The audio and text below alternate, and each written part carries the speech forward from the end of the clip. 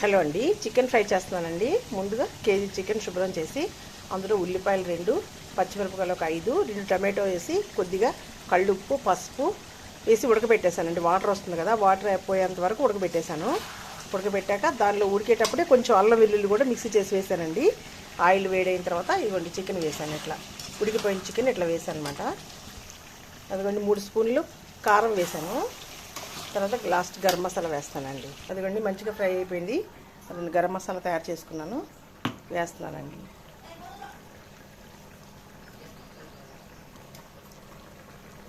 అదిగోండి లాస్ట్ కొత్తిమీర కూడా వేసానండి.